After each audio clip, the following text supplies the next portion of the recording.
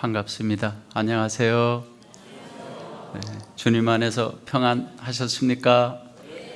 네, 다 평안해 보이십니다. 우리 김포교회 찬양대 찬양을 들으니까 우리 정안교회 찬양대 찬양을 듣다가 4차원이네요. 감사드립니다. 우리 정안교회 식구들이 또 귀에 이 소리 들어가면서 쫓겨날 수도 있는데 비밀입니다. 함께 기도드리겠습니다.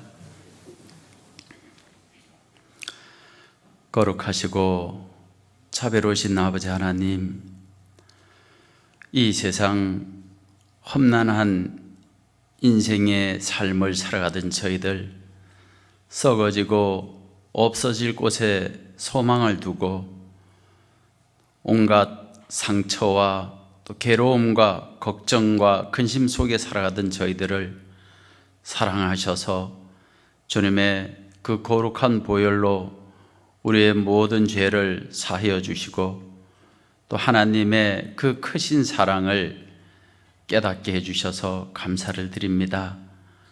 이제 천국에서 하나님과 영원히 행복하게 살 수 있는 영생의 축복을 주셨고 또 저희들 이 땅에 살아가는 그 삶 가운데 어떠한 어려움과 역경이 있다 할지라도 이 거룩한 주님 몸된 교회 안에서 함께 사랑하며 또 함께 복음을 위하여 헌신하며 살아갈 수 있도록 우리의 마음과 발걸음을 인도해 주시는 주님, 우리 김포 교회를 더욱 사랑해 주시고 주님 오시는 날까지 더 귀하게 또 하나님께 영광 돌리는 교회로 부족함이 없도록 축복해 주시고 함께 해 주시길 원하옵니다. 그 일을 위해서 함께 헌신하는 우리 목사님과 전도사님 그리고 우리 모든 성도님들 각 가정마다 영육간에 더 합당한 은혜로 채워주시고 주님 오시는 날 우리 모두가 영광 가운데 주님을 맞이할 수 있도록 도와주시옵소서. 또 우리 10년 가운데 혹 병중에 계시는 분들 또한 여러 가지 생활의 어려움으로 걱정과 고통 가운데 계시는 분 있다면 주님 말씀을 통해서 그 10년 가운데 위로해 주시고 또 담대함으로 주님만을 의지하고 살아가는 데 부족함이 없도록 도와주시기를 간절히 원하오며 언제나 우리를 사랑하시는 주 예수님 이름으로 기도하였습니다. 아멘. 함께 성경 찾으시겠습니다. 찾으실 말씀은 디모데전서 6장입니다.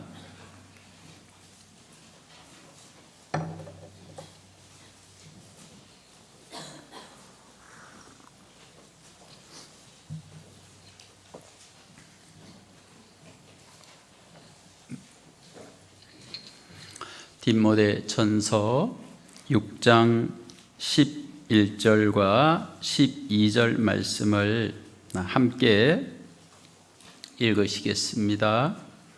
오직 너 하나님의 사람아, 이것들을 피하고 의와 경건과 믿음과 사랑과 인내와 온유를 쫓으며 믿음의 선한 싸움을 싸우라. 영생을 취하라.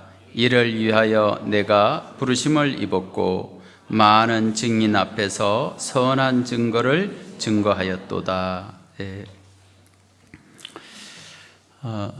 소개해 주신 대로 정안교회에서 교제하고 있습니다. 지난번에 수도권 어느 한 교회 그 설교를 갔더니 정안교회라서 왔다고 하니까 중국에서 왔느냐고 이렇게 그 질문을 하신 분이 계셨습니다. 정안교회가 어디 있는지 아세요? 모르신 분도 있나 본데 갈릴리 수양관입니다. 우리 갈릴리 수양관의 주위에 이제 한 분 한 분 구원을 받으시고 그분들이 이제 함께 교제하는 가운데 2014년도에 정한교회가 하나님의 도우심과 허락하심 속에 세워졌습니다. 그래서 너무 하나님 앞에 죄송한 것은 교회당은 가장 큰데 모이는 식구가 너무 왜소해서 하나님 앞에 늘 죄송하고 채워달라고 하는데 간혹 채워주세요. 항상 채워주시면 좋겠는데, 그래서 우리 정한 소재지의 그 전체 인구가 약 한 5천 명 됩니다. 그래서 그분들이 다 구원받으면 채워지겠는데, 그 또 충청도 분들이라 이게 또 상당히 즐기시더라고요. 그래서 고무줄처럼 늘어났다 댕겼다 하는 또 그런 성품을 가지셔서 또 어쨌든 저희들도 전도하려고 열심히 이렇게 노력하고 있습니다. 그래서 그 마을 분들이 약 한 20명 정도 나오십니다. 그래서 우리 수양관에 근무하는 저를 포함해서 5가정, 그래서 10명에서 30명이 교제하고 있어요. 그리고 우리 정한교회 특징은 교회 학교가 없습니다. 또 청년회도 없어요. 이제 대부분 이제 어르신들이다 보니까 그 어르신들 모든 분들을 수요일 주일 항상 모시고 오고 또 모셔다 드리고 그렇게 하면서 이렇게 교제하고 있습니다. 그래서 저희들이 이제 돌아오는 목요일부터 토요일까지 이제 전도 집회가 계획되어 있습니다. 그래서 비록 우리 식구가 다 30명이지만 또 전도는 우리 어느 교회 못지않게 또 전도를 잘하는 교회가 우리 정한교회가 아닌가 우리 국내에서는 생각됩니다. 그러니까 전도 집회하면 우리 식구들보다가 배 이상 나오십니다. 그 마을 분들이 한 20분 되는데요. 작년 2월 달에도 저희들이 집회를 했는데 약 한 80명 가까이 나오셨어요. 그래서 한 100명 이상 같이 말씀 듣고, 근데 올해도 이렇게 나오시겠다라고 하시는 분들이 한 80명 가까이 됩니다. 저희들은 좀 더 지난해보다가 더 많지 않을까, 또 많을 거라고 저희들은 믿고 이렇게 준비를 하고 있습니다. 기억해 주시고 같이 또 기도해 주셨으면 고맙겠습니다. 또 무엇보다 우리 전국의 모든 형제 자매님들이 함께 기도하고 관심 갖고 있는 소망관 건축이 계획대로 또 하나님의 도우심과 또 많은 분들의 기도 속에 잘 진행되고 있습니다. 2017년 8월부터 공사가 시작됐습니다. 그래서 지금까지 공사하는 가운데 쉬지 않고 공사했습니다. 그 추운 겨울에 영하 20도 이상 떨어지는데도 공사를 진행하고 그 어려운 가운데서도 사고 없이 지금까지 잘 진행되고 있습니다. 이렇게 된 것은 우리 모든 형제 자매님들의 그 기도와 또 물질로 함께 해주시고 또 한 영혼이라도 더 구원시키기 위하여 준비하고 있음을 또 하나님께서 잘 알고 계시기 때문에 특별히 더 보호해 주시고 인도해 주신다는 것을 제가 그곳에 있으면서 이렇게 체험하고 있습니다. 그래서 올 학예 수양회 그곳에서 우리가 마음껏 정말 그 전도하고 싶은 분들을 인도해서 놀라운 그 복음의 역사가 그 어느 해보다가도 더 활발하게 일어날 것이라고 우리는 기대합니다. 그래서 다 올 학예 수양회 때 오셔서 보면 우리 스스로도 놀라지 않을까. 저도 그 매일 현장에 가서 한 번씩 돌아보는데요, 한 2시간 정도 걸립니다.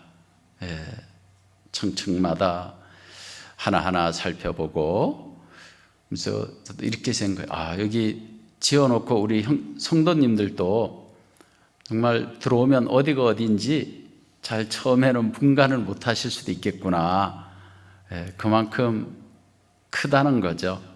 그래서 하나님께서 그것을 통해서 많은 영혼들을 구원하실 것을 이렇게 생각하면 이렇게 가슴이 벅차고 또 기대가 되고 그럽니다.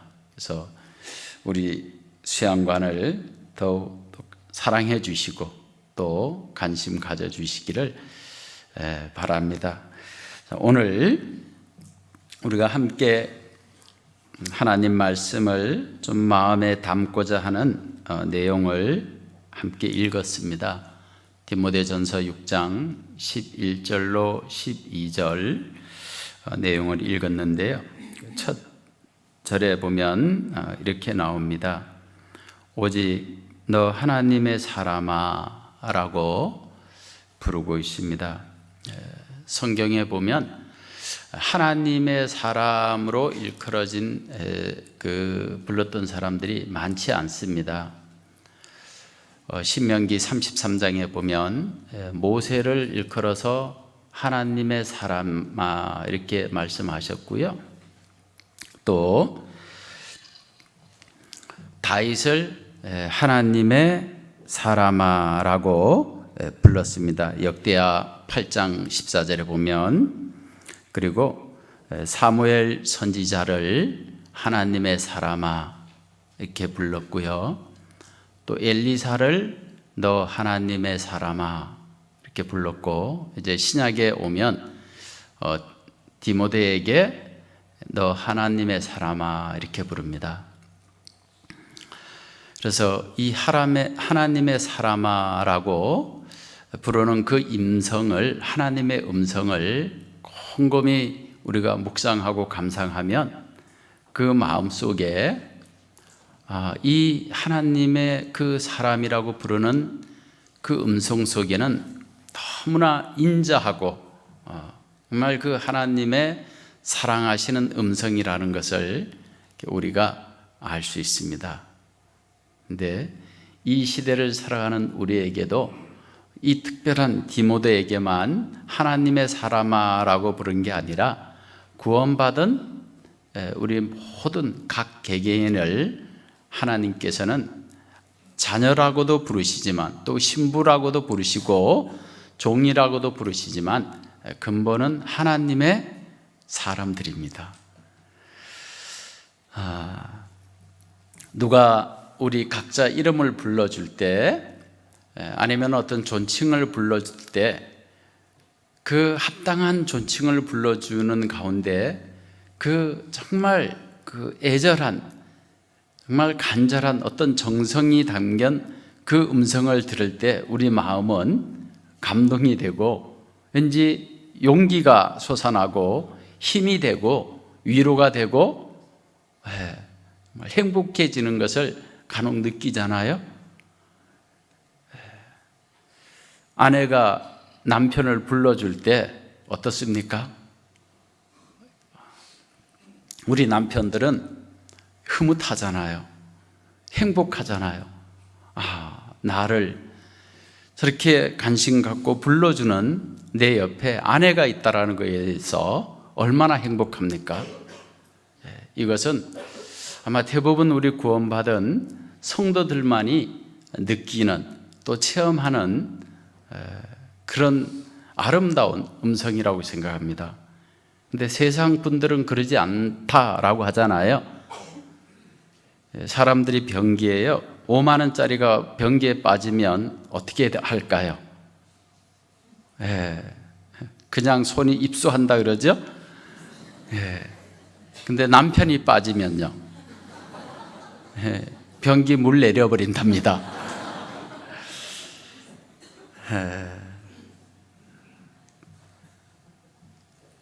우리는 그 하나님과의 관계는 정말 특별한 관계, 그 무엇하고도 바꿀 수 없는, 그 무엇하고도 생각할 수 없는 그런 특별한 관계에 있다라는 것을 우리는 잘 알고 있습니다. 우리는 하나님의 사람입니다. 하나님의 사람이라는 것은 하나님의 소속되어 있다라는 거죠. 하나님과 우리는 뗄 수 없는 특별한 관계라는 겁니다. 나는 하나님의 소유가 됐다라는 거예요. 여러분, 하나님의 소유가 됐다라는 것이 왠지 불편합니까? 왠지 거부감이 생깁니까? 아니에요.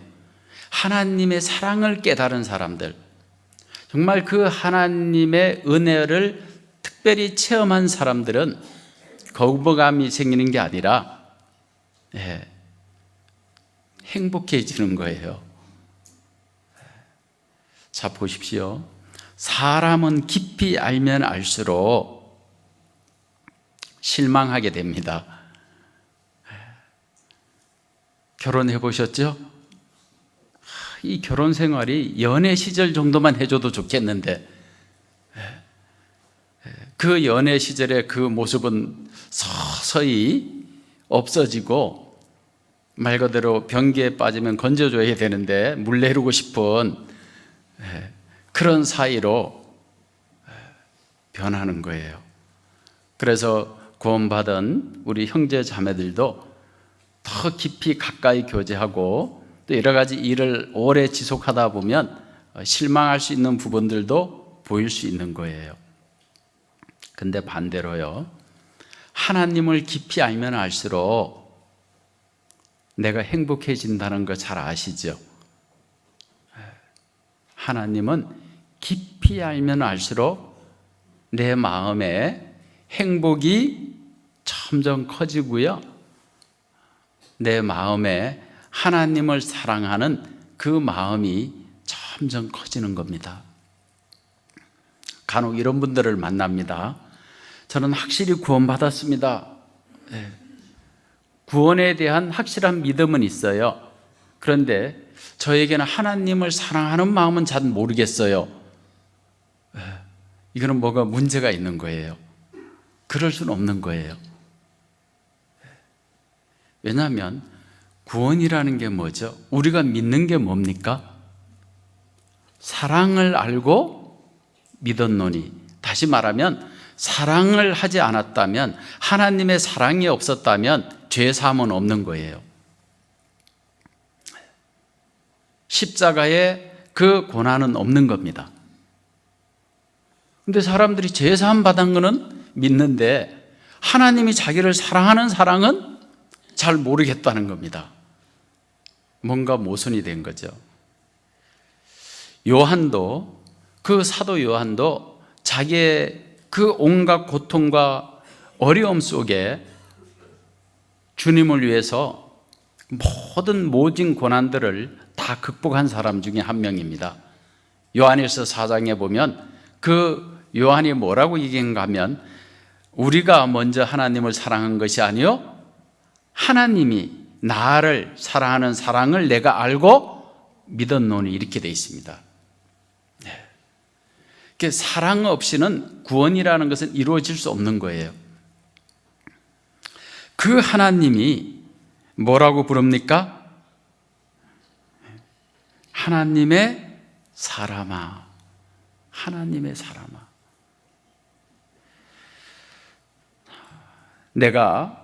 저도 그렇고 여러분들도 그렇고, 내가 하나님의 사람이라는 것은 이것보다 더 큰 축복도, 이보다 더 큰 행운이 없는 거예요.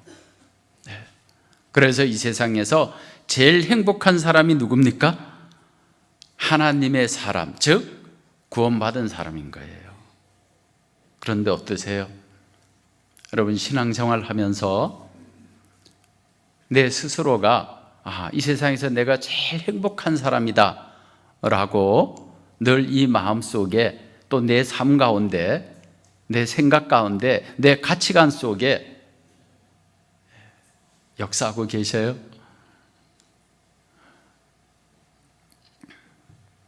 우리는 제일 행복한 사람이에요. 우리보다 더 행복한 사람은 없는 거예요. 그런데 그렇게 잘 인식을 못하는 겁니다. 왜 그런가? 여러 가지 원인이 있는데 그 가운데 하나가요, 이 신앙의 삶 가운데 많은 어려움이 있습니다.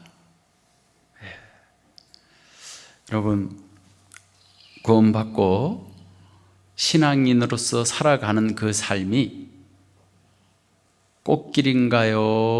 험난한 길인가요? 예? 어떠세요?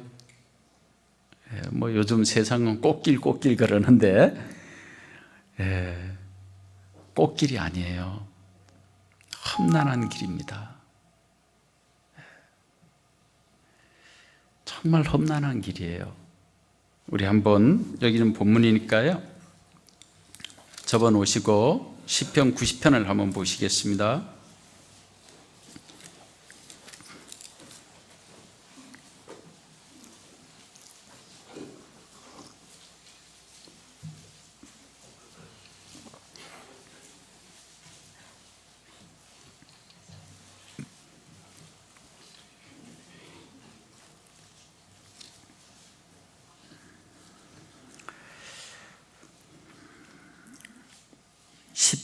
잘 아시는 말씀인데 같이 읽겠습니다.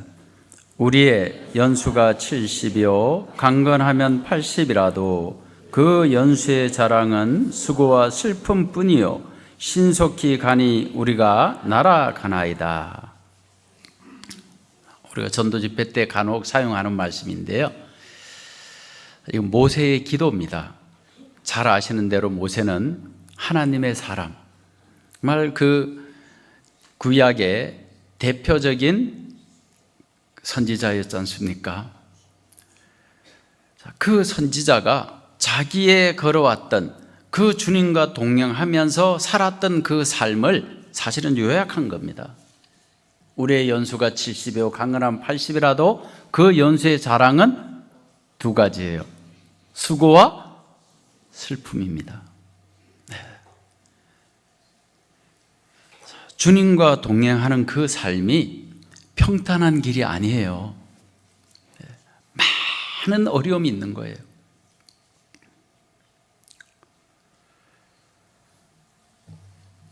그 애굽에서 하나님은 이스라엘 백성들을 구원해서 홍해를 건너게 했어요. 아니, 홍해를 굳이 가지 않고 해변을 따라서 쭉 지중해 연안을 따라서 올라갈 얼마든지 그 평탄한 길이고 쉬운 길이 있었습니다. 그런데 굳이 홍해를 건너게 하셨고 그 광야 40일을 그 광야의 길을 걷게 했던 거예요. 여러분, 그 얼마나 험난한 여정입니까? 낮이 되면 약 50도까지 온도가 올라갑니다. 말 그대로요, 숨이 헉헉 막혀요. 우리는 35도, 36도만 올라가면 어떨까요? 아마 못 산다고 아우성이잖아요. 또 밤 되면 급속도로 온도가 떨어져서 뭐 영상 1, 2도 정도 이렇게 된다 그럽니다. 그러니까 완전 이 광야는 극과 극의 그 생활이에요. 연속이었습니다. 우리의 신앙이 그래요. 정말 우리가 주님을 알고 그 주님과 동행하는 그 여정을 걸어가는 그 삶이 평탄한 꽃길만 있는 게 아니에요. 우리의 육신의 그 삶은 고달프고 많은 상처와 아픔이 있다는 것을 우리가 알 수 있는 겁니다. 그 밑에 16절도 보시겠습니다. 15절 제가 읽겠습니다. 우리를 공곡케 하신 날수대로와 우리의 화를 당한 연수대로 기쁘게 하소서. 이 모세의 그 여정을 보면 공곡해 하신 날수대로 공고한 날이 얼마나 많았습니까? 이스라엘 백성들은 좀 힘들면 힘들다가 아우성, 목마르면 목마르다가 아우성, 만나만 먹였더니 그것이 이제 지겨워서 세상 음식을 달라고 아우성치고, 온갖 그 어려운 가운데 쭉 그 삶을 살았습니다. 그리고 그들은 불평하고 원망할 때마다 화를 입죠. 모세는 그 모습을 보면서 너무 안타깝고 괴로웠던 거예요. 그래서 이 모습을 보면 정말 신앙생활이란 무엇이냐, 참으로 고단한 삶이다 라고 이렇게 생각할 수 있어요. 여러분, 구원받기 전의 삶과 구원받던 후의 삶이 어때요? 더 한가하든가요? 더 바쁘든가요? 더 바빠요. 그게 당연한 겁니다. 그런데 구원받지 않은 사람들은 그럼 편하냐? 아니에요. 그분들 보니까요, 우리보다가 더 고단하더라고요. 쉬는 날 그렇다고 집에 쉬는 게 아니고요, 여행 다녀야 되잖아요. 또 맛있는 거 있으면 맛있는 데 찾아 다녀야 됩니다. 또 그것뿐 아니죠. 또 죄 지어야 되거든요. 그런데 그분들의 그 고단한 삶은 사실은 가치 없는 것이고, 그 결과로 인해서 형벌받을 삶을 살고 있는 거고, 구원받은 그리스도인의 정말 그 열정과, 비록 육신은 피곤하지만 그 피곤한 몸을 가지고 우리가 행하는 모든 것은 영광을 위한 겁니다. 영광을 위한 거예요. 그 무엇하고도 바꿀 수 없는 그 아름다운 영광. 여러분, 우리나라에서 이렇게 스포츠, 운동하는 분들 가운데 1년에 수백억씩 버는 사람들 있잖아요. 손흥민은 1년에 약 102억 정도를 받는답니다. 역시 우리는 돈에 관심이 없죠. 유원지는 그 배나 되는 202억. 추신수도 그에 버금간다 그러잖아요. 근데 그 세상 사람들도 그렇게 연간 수백억대의 그 돈을 만질 수 있는 것은 저절로 된 게 아니라는 걸 우리는 잘 압니다. 얼마나 피나는 노력과 그 고난을 이겼기 때문에 그 위치까지 가는 거예요. 자, 하물며 구원받은 우리는 그거하고 이 세상 재물하고 비교가 안 되는 그 영광스러운 영광을 얻기 위해서 우리도 당연한 거잖아요. 그래서 어려운 가운데 살아가는 우리에게 주님은 위로해 주십니다. 고난받는 것이 내게 유익이라. 고난받는 것이 내게 유익이다.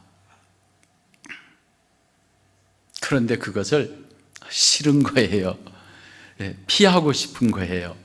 왜? 가치를 몰라서 그러지 않을까라는 생각이 듭니다.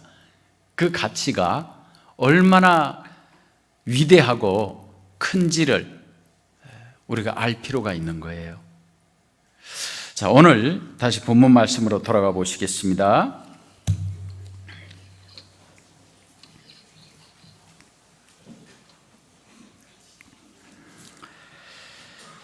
11절, 오직 내 하나님의 사람아, 이것을 피하고 의와 경건과 믿음과 사랑과 인내와 온유를 쫓으며 믿음의 선한 싸움을 싸우라. 영생을 취하라. 이를 위하여 내가 부르심을 입었고 많은 증인 앞에서 선한 증거를 증거하였도다. 자, 오늘은 네 가지를 한번 생각해 보고자 합니다. 이것을 어떤 분들은 하나님의 사람들이 취해야 될 4대 원칙이다 이렇게도 부릅니다. 4대 원칙. 다시 말하면 구원받은 우리가 이 땅에 살아가는 주님 앞에 가는 날까지 우리가 취해야 될 4대 원칙. 자, 11절 12절에는요. 메모할 수 있다면 아니면 체크할 수 있다면 피하고 11절입니다. 그 다음에 마지막 단락에 보면 쫓으며 돼 있죠. 그리고 12절에 보면 싸우라, 믿음의 선한 싸움을 싸우라. 그 다음에 네 번째가 영생을 취하랍니다. 그러니까 피해야 될 것이 있고 쫓아야 될 것이 있으며 싸워야 될 게 있고 취해야 될 게 있다. 소유해야 될 게 있다라는 겁니다. 사도 바울은 로마에 이제 감금되어 있는 상태에서 에베소의 교회에서 복음을 전하고 있는 사역을 하고 있는 디모데에게 보낸 4대 원칙입니다. 그 4대 원칙이 피하고 쫓고 싸우고 취하는 거예요. 이것은 이 시대를 살아가는 우리에게도 반드시 이것을 우리도 소유해야 될 내용입니다. 이것을 소유하지 못하면 우리는 신앙생활에 절대적으로 성공할 수 없습니다. 실패자가 될 수밖에 없는 거예요. 우리가 이 땅에 사는 목적이 뭡니까? 세상 분들처럼 세상 것을 소유하고 그것을 누리고 즐기기 위해서 이 땅에 살아가는 게 아니잖아요. 요즘은 세상 문화가 3가지 문화랍니다. 먹고 마시고 즐기고.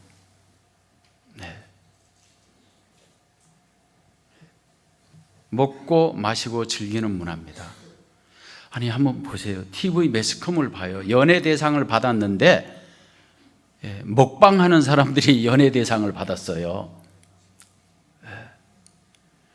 TV를 보면요, 정말 사람의 어떤 인성을 교육하고 그런 내용은 없습니다. 왜? 그런 내용 나와도 인기가 없는 거예요. 대부분 보세요. 뭐 하는 거예요? 먹는 거잖아요. 그 다음에 좋은데 여행 가는 내용들, 즐기는 거예요.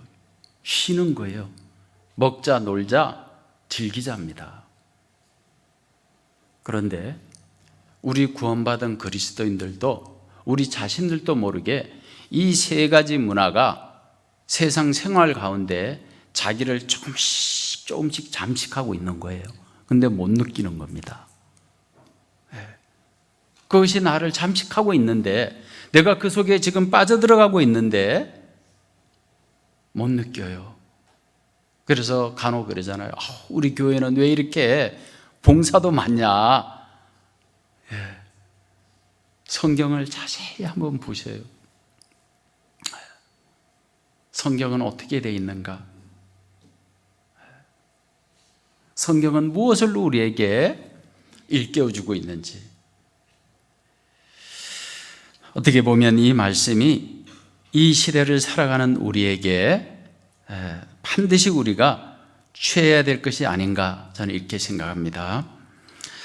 자, 하나님의 11절, 하나님의 사람아 이것들을 피하고 이렇게 됐죠? 그럼 이것들을 피하라는 게 뭐냐? 디모데전서 6장 4절로 10절 내용입니다. 다음에 기회가 되시면 집에 가셔서 시간이 부족하니까 4절에서 10절까지 읽어보면 무엇을 나타내는지를 알게 됩니다. 헛된 교리에, 헛된 것에 마음을 빼앗기지 말아야 될 것을 얘기하거든요. 헛된 게 뭐예요? 어떤 신앙적인 거짓 교리도 포함되지만 세상 교리도 포함이 되는 겁니다. 세상 사람들은 이 세상 것을 얻으려고 돈 버는 방법, 어떻게 하면 돈 잘 벌 수 있을까? 온갖 자기 나름대로 지혜와 또 거기에 목적을 두고 시간을 투자하고 청춘을 바치는 거예요. 그렇게 해서만 벌면 좋죠. 요즘 돈 벌려면 정상적인 방법으로는 돈 벌기 어렵답니다. 누군가 밟아야 된대요. 누군가를 이용해야 된답니다. 그렇게 해서 재물을 모을 수 있지, 그러지 않고는 재물을 모을 수 없대요. 사업하는 사람들이 직접 그 얘기를 하는 거예요.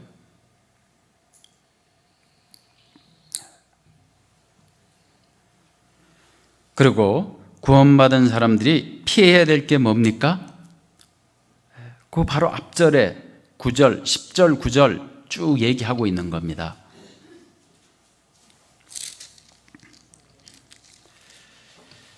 구절에 보면 부활해야 하는 자들 이렇게 돼 있죠.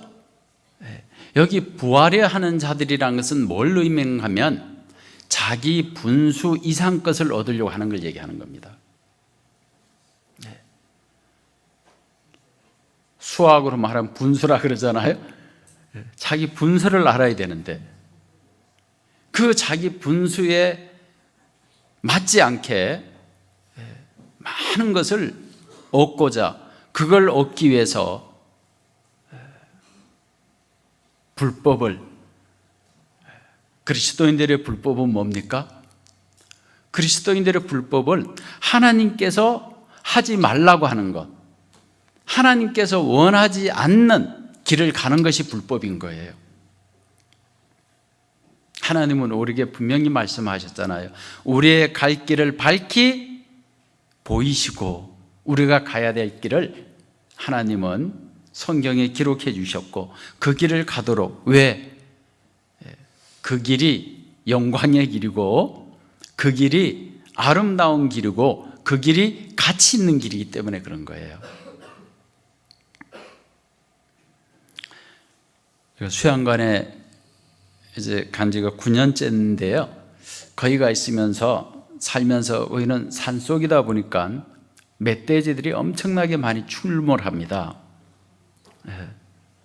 그래서 제가 그 멧돼지를 보면서 저에게 큰 깨달음을 하나 얻었어요. 교훈을 얻었어요. 나보다 똑똑하고 나보다 정말 지혜롭다는 것을. 3년 전에 우리 형제님들이 그 수양관 뒤에다가 고구마를 심어놨어요. 저 전라도 해남에 그 고구마가 맛있다 해서 주문을 내서 한 10만 원 이상치 사다가요, 그 뜨거운 땡볕에 물 주면서 키워놨는데 수양회 끝나고 가보니까 다 오셔서 잡숫고 가셨어요. 그래서 너무 속상하니까 형제들이 우리 고구마를 못 먹었으니까 돼지고기를 먹어야 되겠다고 그러면서 저보고 그러더라고. 목사님 3일만 기다리십시오. 그럼 우리 돼지고기 먹는다고. 아이 그러냐고. 그럽시다. 근데 3년이 지났는데 지금도 못 잡고 있어요. 그러니까 이 형제님들이 뭐 인터넷 들어가서요, 도라무통을 갖다가 파가지고 45도 각도로 집어넣고 저 공주까지 나가서요, 막걸리 공장 가가지고 술 찌꺼기 뭐 그걸 좋아한다고 하니까 그것도 갖다가 집어넣고, 그러니까 못 미워드니까 이제 막걸리까지 사다가 이제 부어놓는 겁니다. 막. 근데 아직까지 안 들어오시거든요.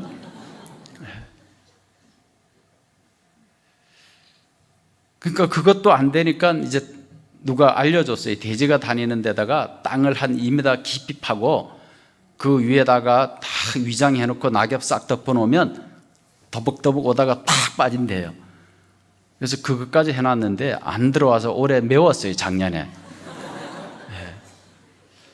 네, 물어봤어요. 왜 안 들어가느냐고. 그 사냥하는 분들에게 돼지가 우리가 생각하는 것처럼, 사람이 생각하는 것처럼 그렇게 멍청한 동물이 아니랍니다.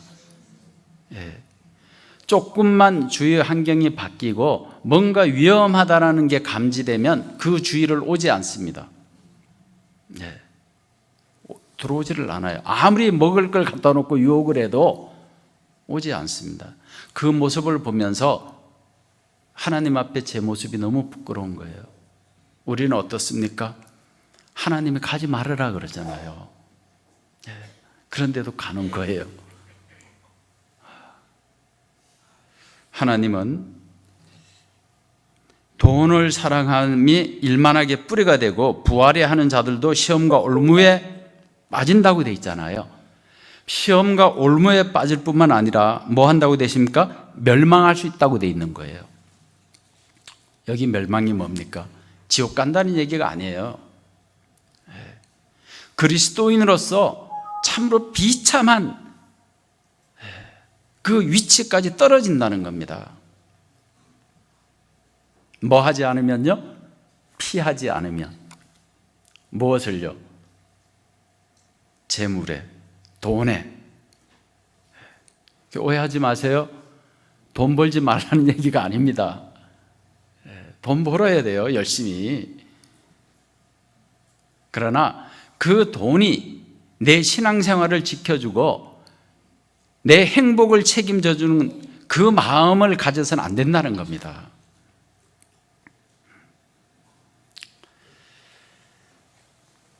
우리 김포에는 그런 분이 없을 텐데요. 그 전에 이제 신앙생활을 하다 보면 이제 주님의 일을 위해서 좀 교회의 어떤 일을 같이 하려고 부탁을 하는데 제가요 주님 일을 하면 제가 해야 될 일, 제가 좀 사야 되는 일들이 있는데 그걸 못해요. 제가 그걸 좀 해놓고 내년에 주님 일 하겠습니다. 그러면서 돌아서는 분들을 간혹 만나게 됩니다. 가슴은 그분을 보면서 우리는 미운 마음이 생기는 게 아니잖아요. 너무 가슴 아픈 거예요. 이 큰 축복을 그 무엇하고도 바꿀 수 없는 이 가치 있는 것을 그 작은 재물 때문에 내가 조금 더 편리하게 살기 위해서 그것을 포기하는 모습을 보면서 우리 하나님 마음은 어떨까? 얼마나 아프실까? 내 마음도 연약하고 어리석은 내 마음도 이렇게 아픈데 하나님의 마음은 얼마나 아프실까?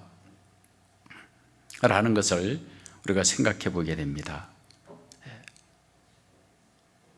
하나님은 구원받은 우리에게 8절에 뭐라고 얘기하고 계십니까? 먹을 것과 입을 것이 있은즉 족한 줄로 알아라. 그런데 그게요, 이 마음을 구원받은 그리스도인들이 이 마음을 갖는다는 게 말처럼 쉽지 않습니다. 왜요? 내 주위의 사람들을 보면 너무 잘해놓고 살잖아요. 왠지 주님 위해서 살다가 보면 너무 내가 비참해질 것 같아. 왠지 내가 뒤떨어지는 삶을 사는 것 같아요. 심지어 내 자신이 어리석어 보일 수도 있어요. 왜요? 나도 모르게 신령한 것이 가려져 버린 거예요. 신령한 것이 딱 가려졌어. 그 하나님을 볼 수 있는, 그 하나님의 신령한 것을 볼 수 있는 눈이 어두워졌다는 겁니다. 그러니까 눈에 보이는 것이 더 커 보이는 거예요.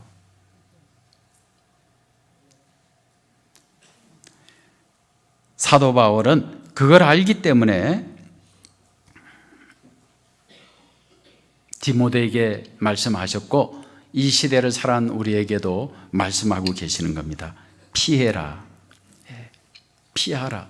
피하라는 게 뭐죠? 멀리 하라는 거잖아요. 멀리 떨어지라는 거잖아요. 가까이 가서 보지 말라는 겁니다. 먹을 것과 입을 것이 있은즉 족한 줄로 알라. 우리는 얼마나 편리한 시대에 살아갑니까? 그런데도 만족이 없는 거예요. 그런데도 뭔가 공고한 거예요. 그 북한에서 이렇게 오신 그 분들의 그 이렇게 증언하는 걸 매스컴을 통해서 한번 본 적이 있습니다. 근데 그분들은 목숨을 걸고 오시잖아요. 뭐 자유를 찾아서 오신 분도 있고, 아니면 정말 그 굶어 죽지 않기 위해서 오시는 분들도 있고, 뭐 여러 가지 그 이유를 가지고 우리나라에 오시는데, 그 마음을 가지고 우리나라에 오셨으면 자살 것 같잖아요.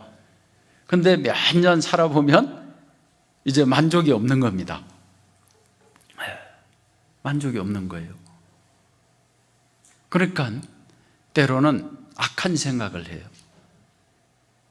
그 험난한 목숨을 걸고 이 땅에 오셔서 자살하는 분들도 있습니다.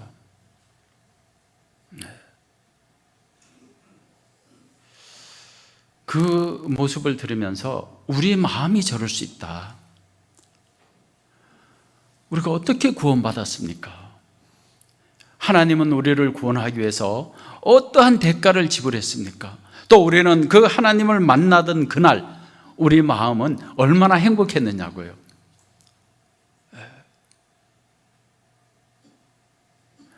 아무 조건 없이 이 세상에서 내가 제일 행복하고 내가 제일 큰 복을 받았다는 것을 우리는 스스로 느꼈어요. 그런데 시간이 지나면서 그 마음이 주님과 멀어진 거예요. 왜요?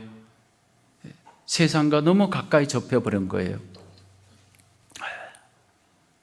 세상과 너무 가까이 접하니까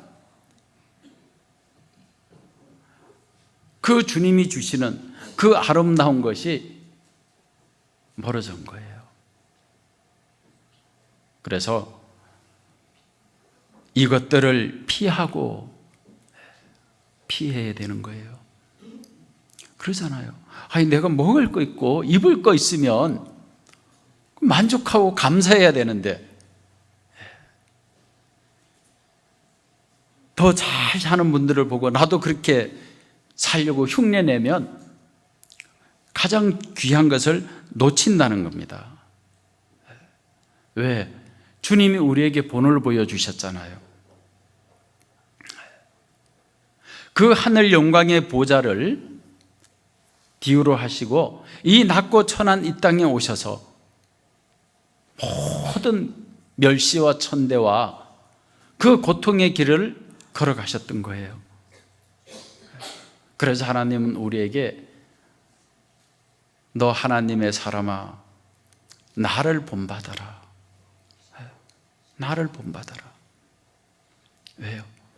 그 삶이 억울한 삶이 아니잖아요. 얼마나 영광스러운 삶입니까?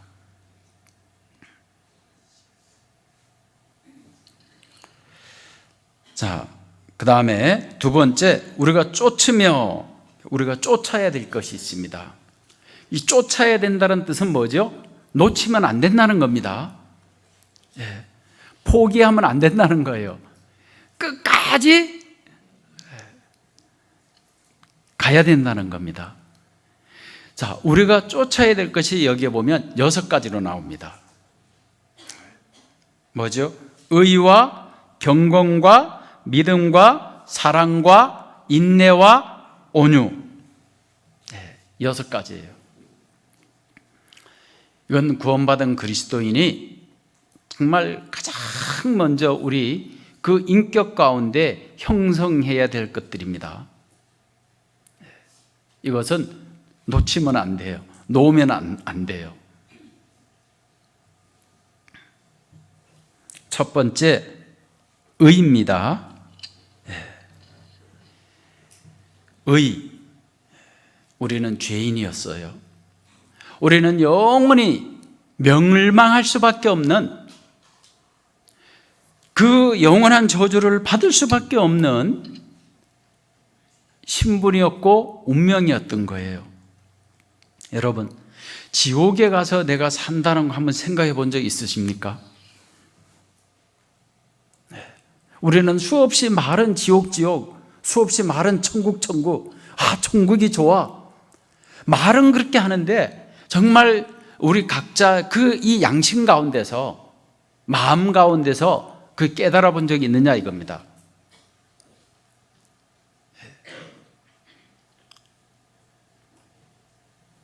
우리는요, 지식적으로는 너무 많은 것을 알아요. 그런데 이 머리에 지식적으로 아는 것이 여기 와서 안 이루어지고 있는 거예요. 그러니까 교만해지는 겁니다.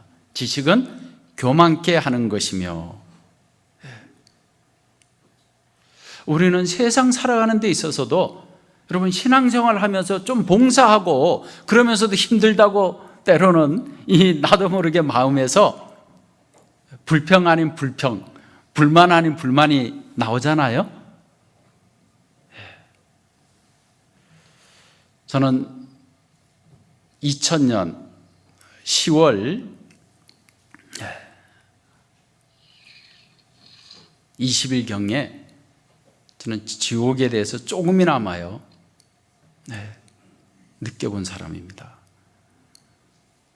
파주에서 교제하다가 제 건강에 문제가 생겨서 서울대 병원에 입원하게 됐어요.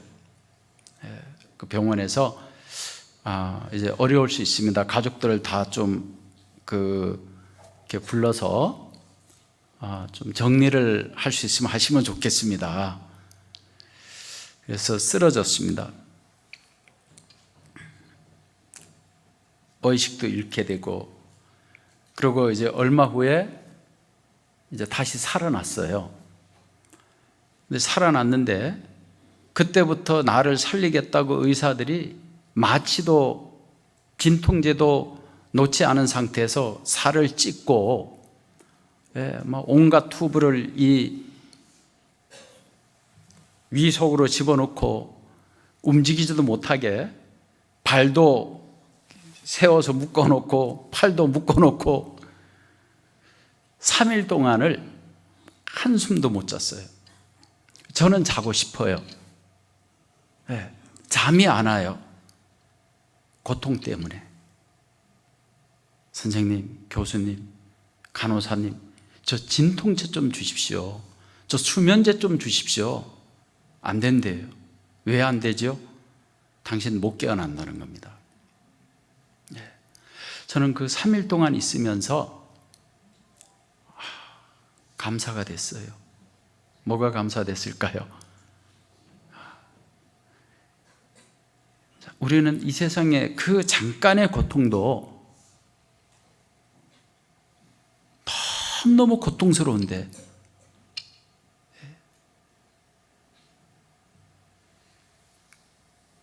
우리를 그 영원한 고통에서 우리를 건져주셨잖아요.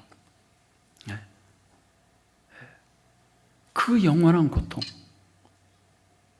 우리는 이 세상의 그 잠깐의 고통도 힘들어하면서 못 참아하면서 지옥에 가서 그 고통을 어떻게 받으려고. 그런데 우리는 그 고통을 받지 않도록 주님의 그 크신 사랑으로 우리를 구원해 준 것에 대해서요 너무 고마운 거예요. 그 고통 속에서도 감사함이 나오더라니까요.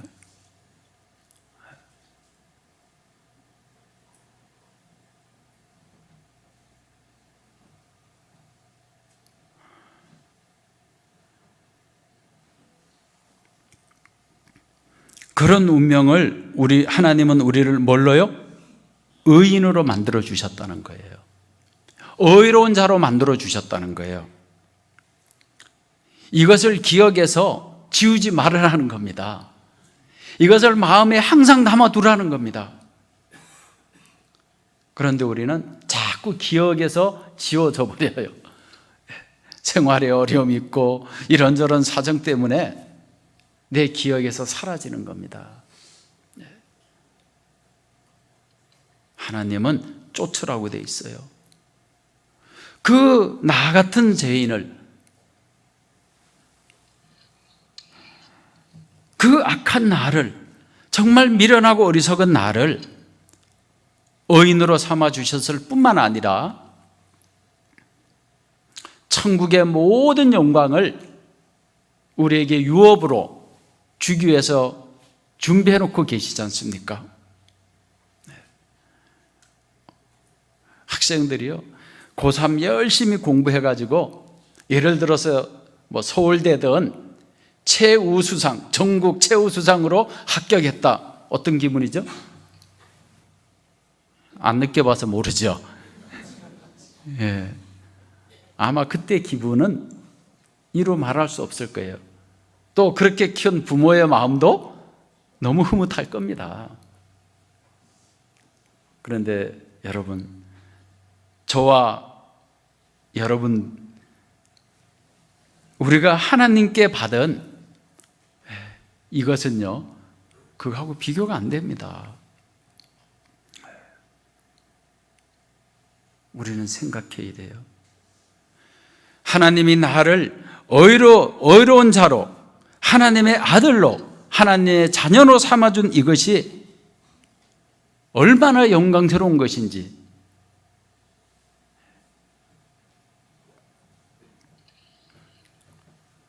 성경은요, 지식으로만 배우는 게 아니에요.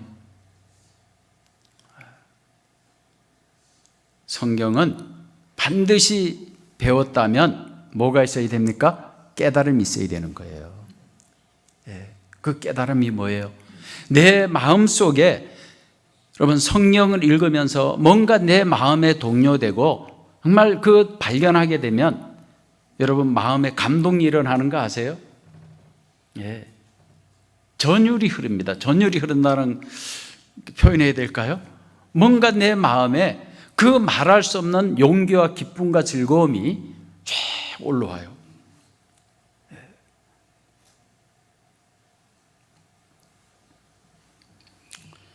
그 다음에 두 번째는 경건입니다. 경건. 경건의 의미가 뭘까요? 경건하게 살아라.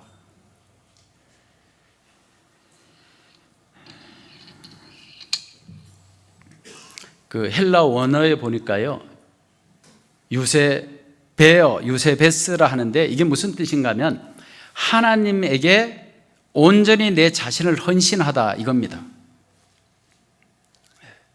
경건한 삶을 살아라 그러잖아요. 내 자신을 온전히 주님에게 드리는 삶입니다. 그게 경건이에요. 디모데 전서 3장을 한번 보실까요?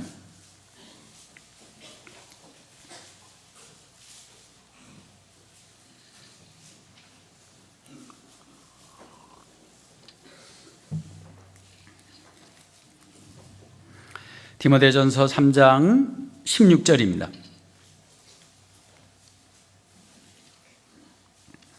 16절 제가 읽겠습니다. 크도다 경건의 비밀이여. 자, 경건의 비밀이라 그랬죠? 그렇지 않다 하는 이 없도다. 그는 육신으로 나타난 바 되시고 영으로 의롭다 하심을 입으시고 천사들에게 보이시고 만국에서 전파되시고 세상에서 믿음 바 되시고 영광 가운데서 올리우셨음이니라. 자, 경건의 비밀. 도대체 경건이 뭐냐? 그는 육신으로 나타나신 바 되고 돼 있죠? 육신으로 오신 목적이 뭡니까? 하나님에게 자기의 그 목숨을 드리기 위한 거예요. 왜? 그렇게 해서 온 세상을, 저와 여러분을 구원하기 위한 겁니다. 경건이 뭐냐? 하나님 앞에 내 자신을 온전히 복음을 위해서 헌신하는 거예요. 누구처럼요? 예수님처럼. 그게 경건의 비밀인 거예요. 그것이 경건입니다. 요한계시록 14장 12절 13절에 보면 주 안에서 죽는 자들이 복되다 이렇게 돼 있습니다. 여러분, 그 주 안에서 죽는 자들이 복되다 자세히 읽어보시면요, 구원받고 죽는 사람이 복되다, 물론 복됩니다. 그런데 그보다 더 큰 복된 자들이 누굽니까? 저희 수고를 그치리니, 저희 수고를 그치리니. 그러니까 주 안에서 죽는 자들이 복되다는 건 무슨 얘기냐면, 구원받고 주님 앞에 가는 날까지 주님을 위해서 수고하다가 살다가 죽는 사람들을 얘기하는 거예요. 그게 요한계시록 14장 13절의 핵심입니다. 저희 수고를 그치리니 돼 있잖아요.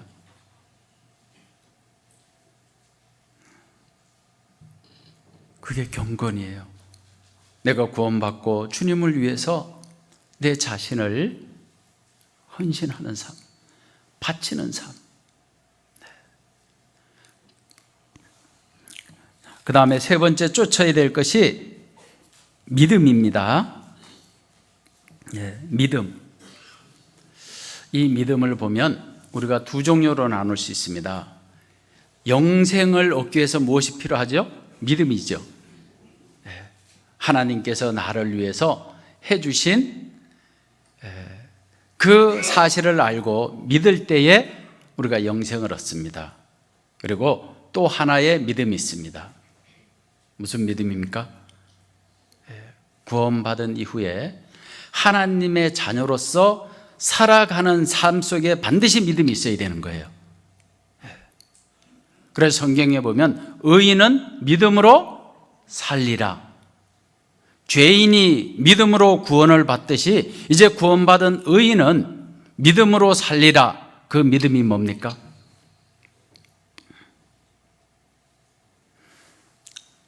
성경에서 말하는 믿음은 하나님의 말씀을, 우리는 많은 말씀을 배웠어요.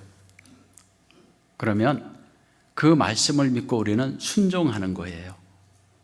그러니까 내가 어떠한 환경에 있든지, 지금 내가 어떠한 고통과 괴로움에 있든지 내가 판단하고 내가 결정하는 게 아니라 그 모든 것을 주님께 위임하는 게 믿음이잖아요. 하나님, 내가 현재 이런 아픔이 있고 이런 상처가 있고 이러한 괴로움이 있습니다. 주님, 주님께 맡깁니다. 맡기는 거예요. 그런데 우리는요, 믿음이 있노라 하고 문제는 뭐죠? 행함이 없는 거예요. 믿음과 행함이 함께 해야 되는데, 주님께 의지하고 주님이 결정하고 주님이 도와주시고 주님이 해결하도록 주님께 다 맡겨야 되는데 안 하는 거예요. 내가 주가 되어 있는 겁니다. 내 감정, 내 생각, 내 결단이, 그게 믿음이 아니죠. 그거는. 여기서 믿음은요, 구원의 믿음이 아니에요. 구원받은 이후에 생활의 믿음인 거예요. 그러면 주님에게 맡기면 너무 편하잖아요.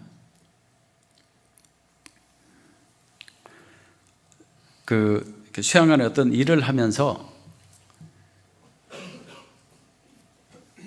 이 삽질을 좀 했습니다. 저는 원래 삽질을 못하는 사람인데 한 삽질 50번만 하면 머리가 흔들리고 어지러워서 이제 막 그래도 해야 되니까 이제 하는데, 어떤 우리 형제님이 오시더니 목사님 왜 그렇게 힘들게 삽질하고 있느냐고.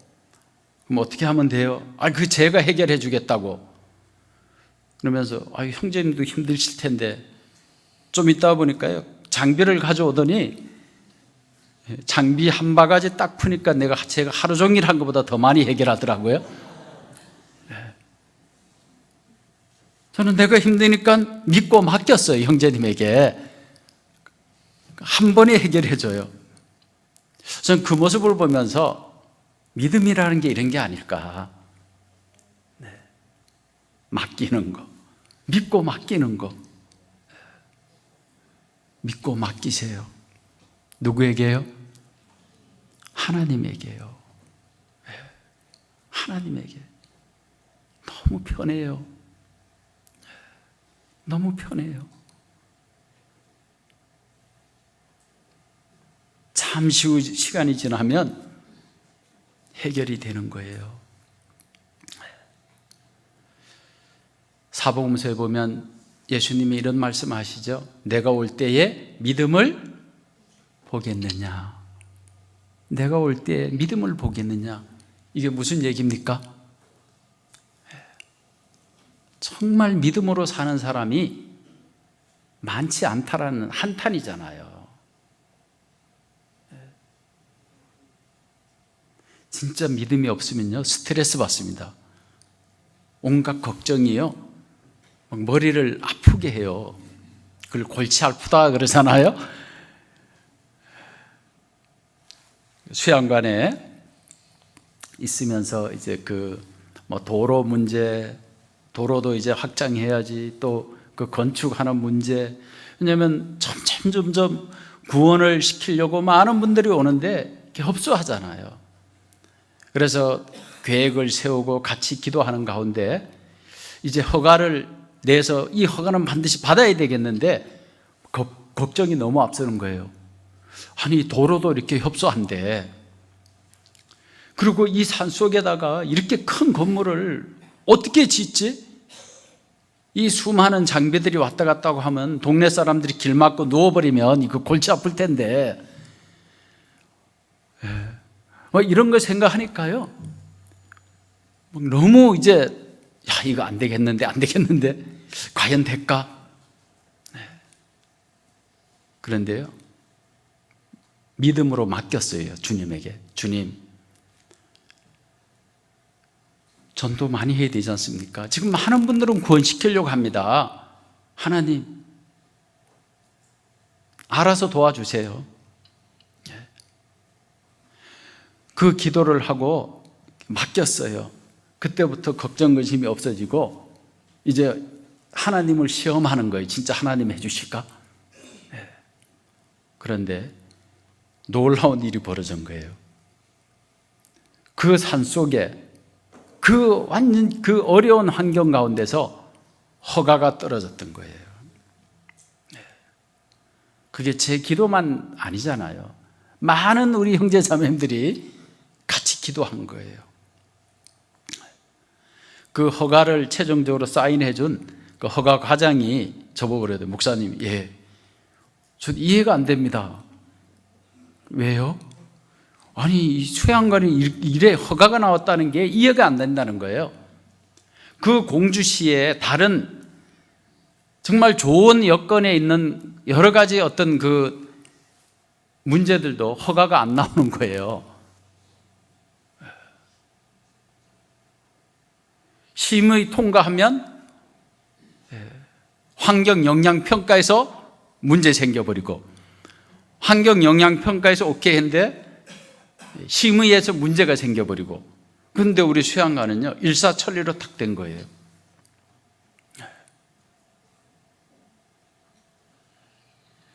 우리 개인적으로도 그렇습니다. 왜 걱정, 근심이 없겠어요? 우리 신앙인의 그 걸어가는 길이 그런 꽃길이 아닙니다. 험난한 여정이에요. 그 험난한 여정을 연약한 내가 그걸 어떻게 감당하시려고 그러느냐 이거예요. 그냥 주님에게 맡기면 되는데, 여러분, 내 힘으로 제주도까지 한번 간다고 생각해 보세요. 얼마나 고민되고 위험하고 힘들겠어요. 그런데 비행기에다 몸을 실으면요, 1시간이면 간다니까요. 주님에게 정말 맡기고 위임하십시오. 그 길을 쫓으라는 겁니다. 그 다음에 네 번째입니다. 사랑입니다. 사랑은요, 저와 여러분 속에는 사랑이 없어요. 사랑은 어디서부터 와야 됩니까? 주님에게서부터 공급받아야 되는 거예요. 그럼 어떻게 공급받아요? 어떻게 내가 사랑을 공급받느냐고요? 주님의 사랑을 알아가면 돼요. 그러면 내 마음에도 사랑이 쭉 성장합니다. 성장해요. 우리는요, 우리의 마음은 메말라 있어요. 온갖 시기와 질투와 미움으로 가득 차 있습니다. 그것을 어떻게 없애요? 아름다운 것으로, 가치 있는 것으로 채우면 그건 밀려나가게 돼 있어요. 밀려나갑니다. 여러분, 정말 하나님의 사랑 체험하고 계시죠?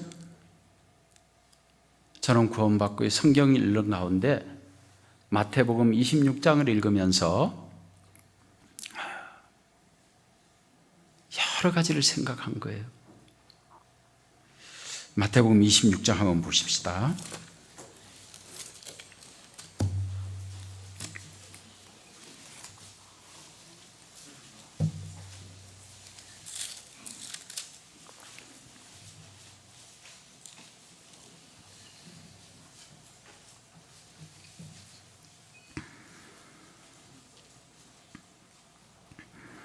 (26절) 36절부터 제가 읽겠습니다. 이에 예수께서 제자들과 함께 겟세마네라 하는 곳에 이르러 제자들에게 이르시되 내가 저기 가서 기도할 동안에 너희는 여기 앉아 있으라 하시고 베드로와 세베대의 두 아들을 데리고 가실새 고민하고 슬퍼하사 이에 말씀하시되 내 마음이 심히 고민하여 죽게 되었으니 너희는 여기 머물러 나와 함께 깨어 있으라 하시고 조금 나아가서 얼굴을 땅에 대시고 엎드려 기도하여 가라사대 내 아버지여 만일 할만하시거든 이 잔을 내게서 지나가게 하옵소서. 그러나 나의 원대로 마옵시고 아버지의 원대로 하옵소서 하시고 42절입니다. 다시 두 번째 나아가 기도하여 가라사대 내 아버지여 만일 내가 마시지 않고는 이 잔이 내게서 지나갈 수 없거든 아버지의 원대로 되기를 원하나이다 하시고 44절 같이 읽겠습니다. 또 저희를 두시고 나아가 세 번째 동일한 말씀으로 기도하신 후 많이 읽으셨을 겁니다. 여기서 정말 연약한, 정말 매정한 우리 인간의 모습을 발견할 수 있고 하나님의 그 아픔을 정말 그 뭘로 표현할 수 없는 괴로움도 읽을 수가 있습니다. 자, 보십시오. 예수님은 그 십자가의 고통이 얼마나 끔찍한 거 아셨어요. 피하고 싶었습니다. 몇 번이나 기도하셨죠? 3번을 기도하셨습니다. 그런데 그 기도 끝에는 무엇이죠? 정말 그 고통의 괴로움, 여기 얼마까지 고민했습니까? 37절에 보면 고민하고 슬퍼했다고 되어 있고 38절에 보면 심히 고민하여 죽게 되었다고 되어 있죠.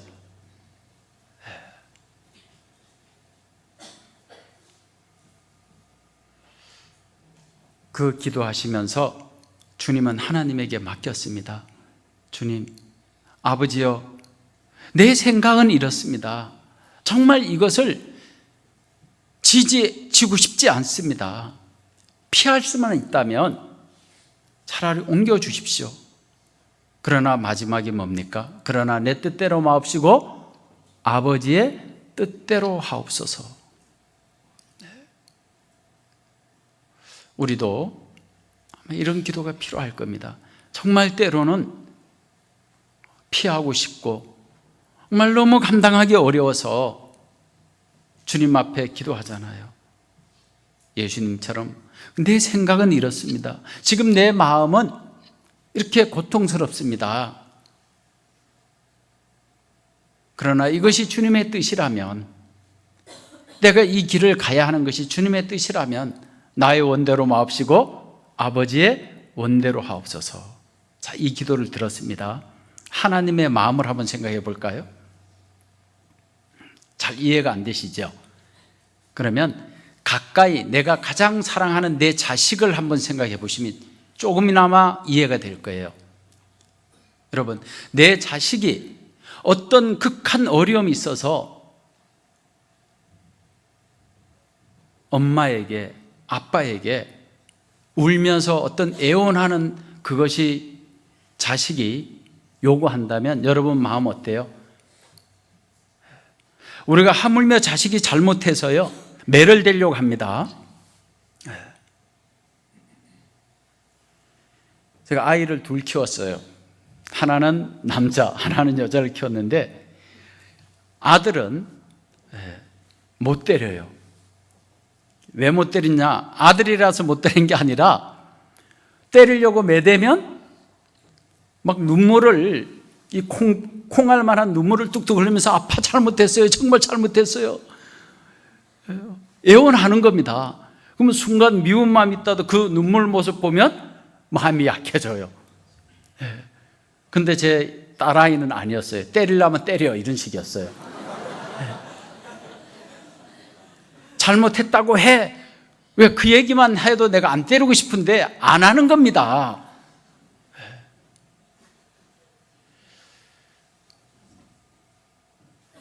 그 잘못했는데도 불구하고 그 애원하는 자식의 모습을 보면 아빠의 마음은 흔들리게 되어 있습니다. 그러지 않습니까? 그런데 하나님은, 예수님은 독생자예요. 독생자입니다. 그런데 그 고통을, 그 십자가의 고통을 너무 힘들어해서 기도하고 있는 거예요. 그런데 주님은 그 독생자의 기도를 들었을 때 마음이 편했다고 생각하세요? 정말 한번 생각해 본 적 있으셔요? 이 마음이 누구에게도 할 수 없는 녹아내린다 그러잖아요. 녹아내린다. 그 간절한 기도를 주님은 안 들어주시고 가야 될 길을 가셨습니다. 한번 보십시오. 그 독생자가 그 비참하게 피 흘리고 그 십자가에서 호흡조차 제대로 못하는 그 환경까지 간 그 모습을 보는 주님은 어땠을까요? 우리는 그러잖아요. 자녀가 학교 생활이 너무 어려워서, 너무 스트레스 받아서 정말 이 한편으로는 보내고 싶은 마음도 갈등이 생기자. 안 보내고 싶은 마음도. 그런 어떤 작은 일에도 우리 마음은 너무 아픈 거예요.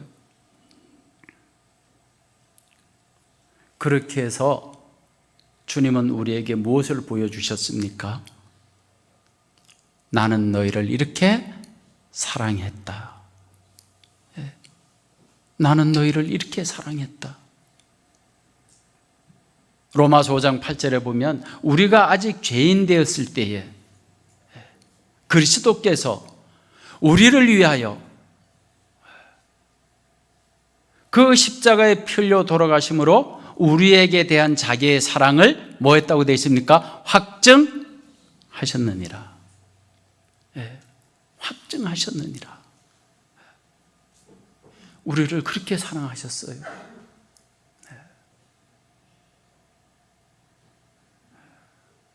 그걸 우리는 자꾸 잊고 있잖아요. 그 사랑을 놓고 있잖아요. 붙잡아야 되는데, 그 사랑을 붙잡고 가야 되는데 놓고 가니까 내 마음에 메말라 버리는 거예요. 사랑이 뭐예요? 정말 그 다른 대상을 위해서 내 자신을 희생시키는 게 진정한 사랑이잖아요. 허물이 있으면 덮어주고 잘못한 것이 있으면 용서해주고.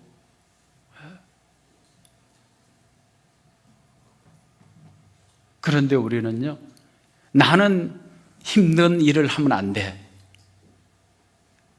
저 사람은 힘든 일을 해야 돼. 나는 평신도니까 굳이 내가 할 필요 없어. 어머니 회장님이 하셔야 돼. 조장님이 하셔야 돼. 어머니 임원들이 해야 돼. 왜? 나는 피하고 싶은 거예요. 왜요? 사랑이 없는 거예요. 네. 그러면서 우리는 그러죠. 누구누구는 사랑이 없다고. 그런 말을 할 때 내 자신을 돌아봐야 돼요. 그게 내 모습이라는 거.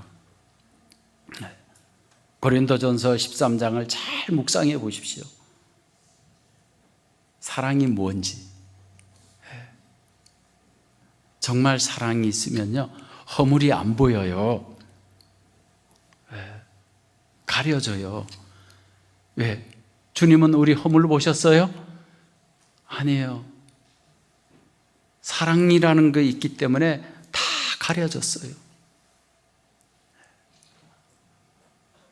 정말 우리는 배려하는 마음, 목 빼는 게 아닙니다.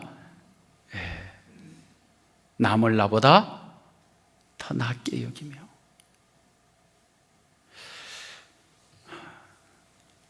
제가 간혹 우리 큰 교회에 가서 좀 이런 얘기를 하는데, 우리 수양회 하다 보면요, 우리 전국에 있는 성도들에게 조금 좀 형제 자매들 아니면 그 이후에 올 분들에게 좀 이해해주고 배려하는 마음이 좀 필요하겠다라는 생각이 들었어요. 그게 이제 첫째, 물입니다. 물. 수양관엔 정말 물이 많이 나와요. 하루에 보통 1000톤씩 뽑아 올립니다. 1000톤이라 그러면 아마 상상이 안 될 거예요. 아무튼 엄청난 양이에요. 그런데 쓰는 양도 1000톤이 더 돼요. 근데 제가 이 말씀 드리는 건 무슨 얘기인가 하면, 물을 절약을 해 주셔야 되는데 절약을 안 해요. 말 그대로 물수도 써버려요. 특히 우리 자매님들은 잘 모르겠어요. 제가 형제님들 샤워장이나 이런 데 가보면 광고하잖아요. 물 절약해달라고. 근데 그 이유가 있습니다. 1000톤 나오지만 한 달 지나면 물이 올리는 양이 절반도 안 돼요. 한 400톤까지 딱 줄어버립니다. 특히 보니까 수도권에 계시는 분들이 물을 많이 씁니다.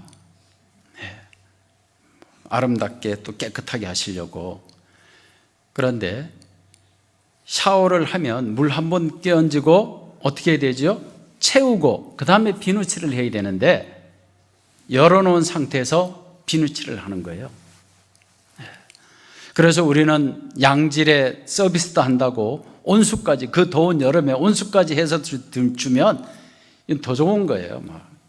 샤워 안 할 분들도 이제 하러 오시는 거예요. 근데 너무 많이 허비가 돼요. 거기는요, 우리는 지하수로 행사를 해야 되기 때문에 물이 안 나오면 행사를 못 해버립니다. 어찌할 방법이 없어요. 근데 그걸 좀 이해하시고 좀 줄여주면 좋은데, 또 물을 많이 쓰면 뭐가 문제되는가 하면, 우리는 다 정화합니다. 그러니까 그 정화 시설이 갖춰져 있어서 해야 되는데, 막 1200톤 이렇게 쓰면 정화가 안 된 상태에서 하천으로 나가면 민원이 생겨 신고해버립니다. 그리고 제발 샴푸 쓰지 마세요 그러는데요, 샴푸 가져오고 린스 가져오시고 정화가 안 돼요. 그 거품이 그대로 나가버립니다. 그럼 거기가 청정지역이거든요. 그러면 시에서 리스트에 올라가요. 갈릴리 수양관 집중 단속 대상이 되는 겁니다. 그리고 하나는 전기예요. 전기 좀 절약해 줘야 되는데 다녀보면요, 사람이 아무도 없어요. 말씀 들으러 다 갔어요. 심지어 창문 열어놓고 에어컨 켜놓고 가셔요. 전등 켜놓고 그냥 가버리세요. 우리 수양관은 특고압입니다. 일반 특고압인데, 특고압은 뭐냐 하면 피크제라 해가지고 전기를 가장 많이 쓰던 기준으로 기본요금을 매겨버립니다. 1년에 2번, 8월달, 12월달. 그래서 그 가장 많이 쓸 때를 기본요금을 매기기 때문에 쓰지도 않는 요금을 평균 매달 내야 되는데, 기본요금이 얼마냐? 약 600만 원 돼요. 쓰지도 않고. 그럼 1년이면 얼마입니까? 6천만 원이 넘어요. 7천만 원이 넘죠? 얼마나 아까워요. 필요한 데는 당연히 써야 됩니다. 그런데 거기서 고데기 가져오지 마, 사용하지 마세요. 드라이기 사용하지 마세요. 그런데도 소용없는 거예요. 특히 우리 청년들이나 중고분 때 보면 아침에나 이때 저는 차단돼 버립니다. 왜냐하면 순간에 다 쓰니까 여기저기 꽂아놓고 그 고데기가 전기세가 상당히 많이 나가요. 근데 이런 걸 잘 모르니까, 왜 전기를 아껴달라고 하는지 모르니까 사용하는 겁니다. 그래서 제가 설교 다니면서 간혹 그런 걸 부탁을 드리는 거예요. 왜요? 우리가 사랑하는 마음이 있으면 소중히 여깁니다. 수양관을 사랑하는 마음이 있으면 우리는요, 신경 써요. 소중히 여겨요. 심지어 어떤 분들은 청결한 분들입니다. 병규에 올라가셔서 묘기를 부리시는 거예요. 일 보세요. 이게 수양회 끝나고 보면 병기가 몇 개씩 깨져 버려요. 처음엔 이해를 못해서 왜 깨지지? 그 병규의 다리를 다 올리고요, 일을 보시다 보니까 한쪽에 힘을 쏠리니까 이게 이제 이렇게 움직여 버리는 거예요. 물론 깨끗하게 해야 되는 건 알아요. 그러면 휴지를 깔고 하셔도 되는데, 그 위에 올라가셔서 더 힘들 텐데.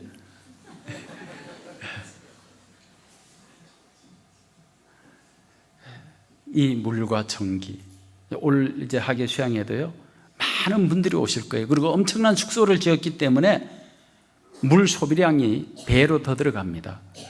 지금 우리가 짓는 그 건물이 12,000평이에요. 현재 기존의 수양관 전체 그 건물 평수가 한 12,000평 돼요. 그러니까 배가 늘어나는 거예요.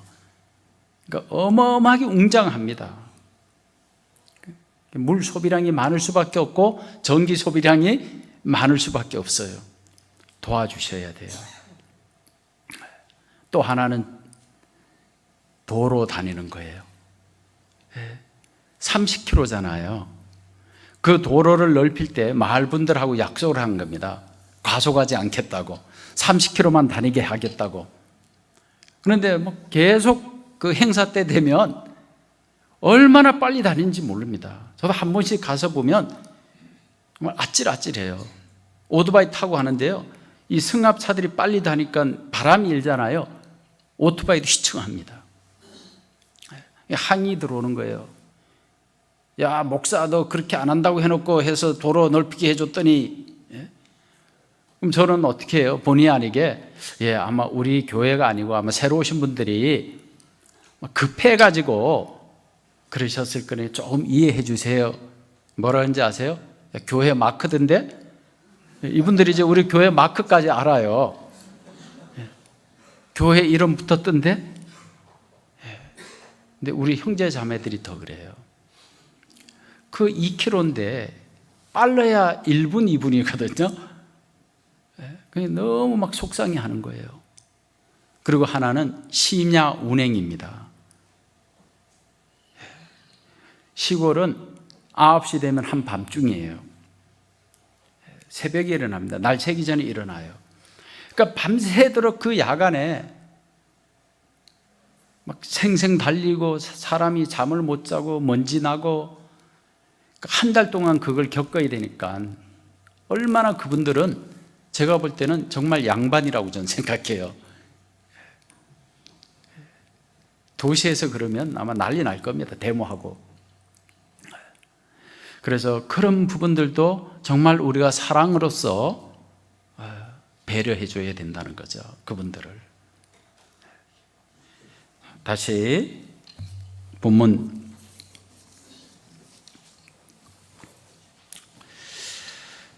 사랑과 그다음 인내와 인내. 정말 우리 구원받은 그리스도인들은요 반드시 인내 필요합니다. 인내란 순수한 우리말로 말하면 자기가 처한 환경에서 그것을 끝까지 참으면서 그대로 머물러 있는 걸 얘기해요. 자기가 어떠한 어려운 환경에 처해 있든지 그걸 그대로 받아들이고 참고 끝까지 주님을 쫓아가는 거예요. 요즘은 인내가 없는 시대입니다. 사회에서부터 그게 익숙해져 있어요. 그럼 뭐든지 뭘로 해결하죠? PC 앞에 앉으면 다 해결돼요. 대부분 해결됩니다. 기다림이라는 게 없는 거예요. 여러분 좀 기다릴 수 있으세요? 못 기다려요. 그것이 사회에서 익숙한 우리가 이 교회 안에 들어와서 신앙생활 하는데 인내라는 게 없는 거예요. 너무 즉흥적이에요. 너무 감정적이에요. 너무 자기중심적이에요.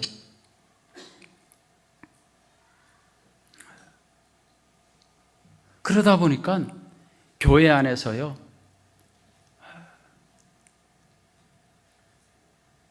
정말 사랑이 보이는 게 아니고 서로 말은 안 해도 마음속에서 불편함을 갖고 있는 거예요. 인내가 필요한데, 정말 필요한데 기다리는 게 필요한데. 그 다음에 여기 보면 온유라고 되어 있죠? 온유를 뭐 하면서요? 쫓으며 이렇게 되어 있잖아요. 이게 무슨 얘기인가 하면 온유를 쫓으며 예수님 성품처럼, 예수님처럼 그 얘기예요. 마태복음 11장에 보면 나는 뭐하다고 되어 있습니까?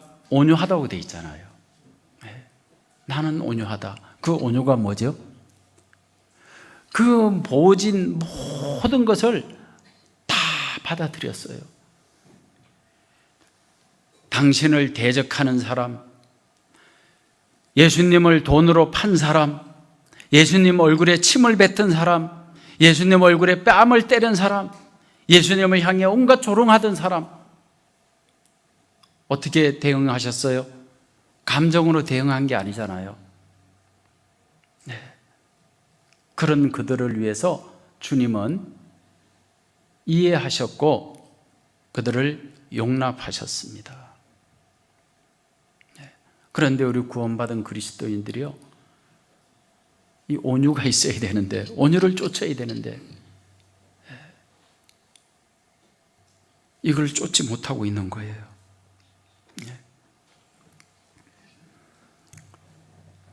항상요, 이 온유라는 게 그 사람의 입장을 이해해주고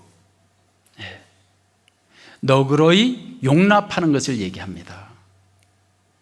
여러분, 내 미운 마음에 들다가도요, 상대방을 이해하는 순간 미운 마음은 없어져 버려요.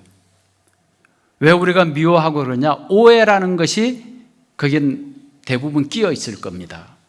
그게 딱 맞고 있어요. 정말 온유가 필요해요. 우리 그 수양관의 형제님들이 지금은 마을 분들하고 정말 친하게 잘 지내거든요. 근데 처음에 거기 갔을 때는 온갖 모욕을 당했어요.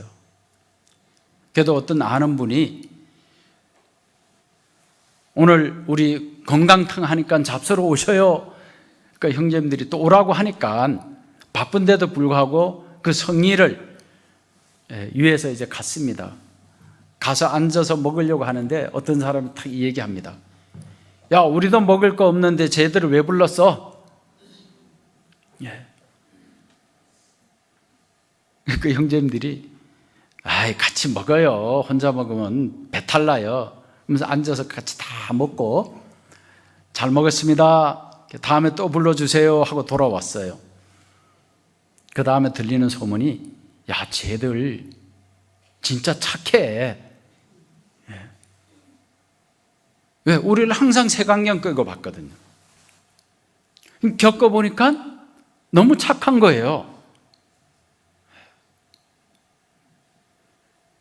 그때 그 자존심 세우고 만약에 거길 뛰쳐나갔다면 어떤 일이 벌어졌을까요? 안 좋은 사이로 돼 있었겠죠? 그 온유한 그 모습에 그들은 감동한 겁니다. 아이고 어르신, 저 감나무 새가 다 따먹고 다 얼어버리게 생겼는데 감 좀 따먹으면 안 돼요? 내비둬요. 소나 죽어라요.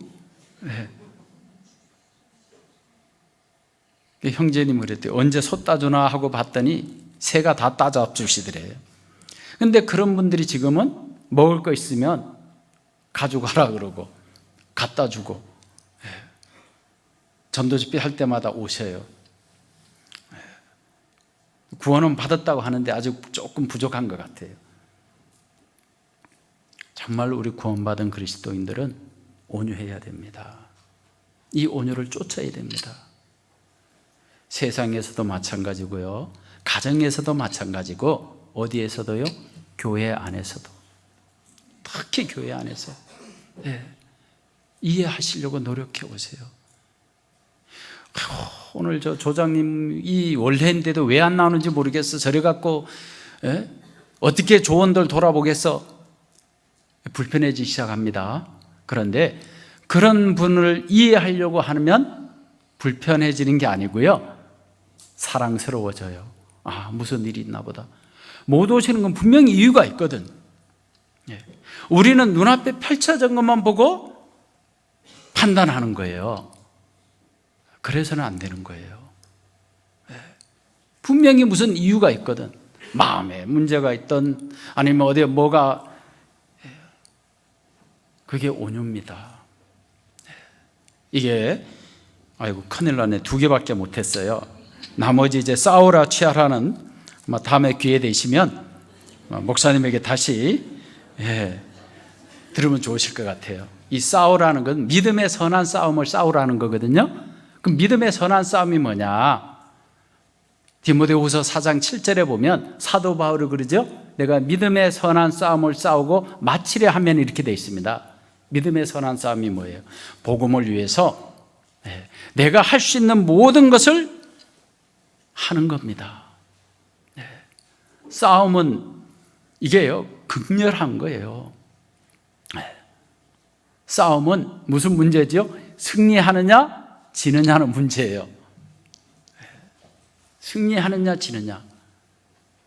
그 다음에 4번째는 영생을 취하라 하는데, 이걸 오해하시면 안 됩니다. 그럼 무슨 또 구원을, 영생을 또 구원받았는데 다시 받아야 되냐, 그런 뜻이 아니라 우리가 받은 이 영원한 생명을 받은 내가 이 가치가 얼마나 중요한지, 이것이 얼마나 소중한 것인지를 잊어버리지 말아라는 겁니다. 그래서 성경에 보면 성령을 소멸하지 말고 이렇게 돼 있죠? 내가 받은 이 영생, 여러분, 사람이 소유하는 것 중에 가장 가치 있고 소중한 것이 무엇입니까? 영생이에요, 영생. 인간이 소유하는 것 중에 가장 가치 있고 소중한 것, 영생입니다. 왜요?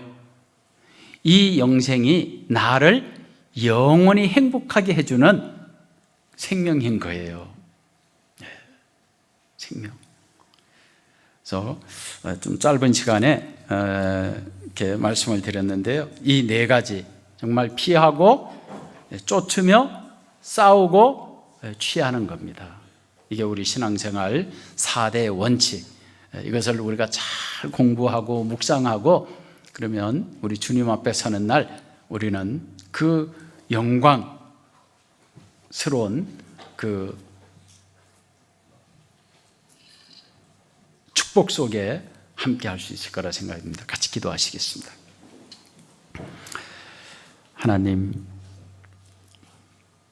저희들을 그 거룩한 하나님의 사람으로 또 하나님의 자녀와 신부로 삼아주시고 이 세상 살아가는 데 있어서 가장 아름답고 존귀한 삶을 살 수 있도록 하나님의 말씀과 또 이 거룩한 몸된 교회 안에 거하게 해주신 주님 감사를 드립니다.